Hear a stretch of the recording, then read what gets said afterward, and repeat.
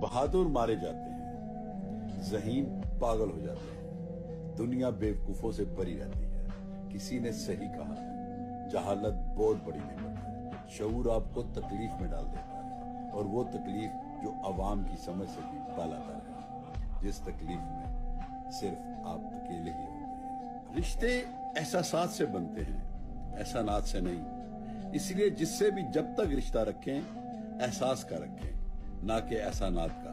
मकान पक्का हो या कच्चा हो, जिंदगी गुजर जाएगी, लेकिन ईमान पक्का ना हुआ तो कब्र की जिंदगी गुजारना मुश्किल हो जाएगी। किसी भी इंसान को तोहफा देने के लिए सबसे बेहतरीन चीज मुआफी है। जो सच्चे होते हैं वो तहजीब के दायरे का लिहाज करना भी जानते हैं, और सब्र का घूंट पीना भी।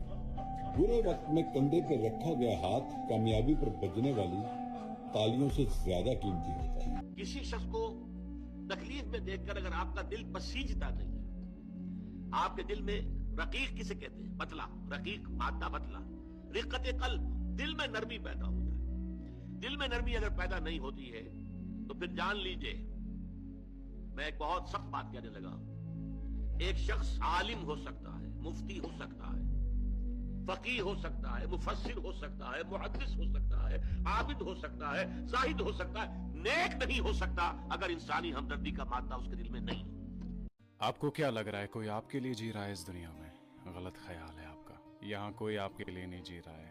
आपको गिरना भी खुद है, आपको उठना भी खुद है। खाली इंसान आपको दिलासा दे सकता है। आपको जिंदगी में अकेले आगे बढ़ना है, आपको जिंदगी में अकेले गिरना है, अकेले उठना है। तो हौसला रखें और जिंदगी में अकेले आगे बढ़ें।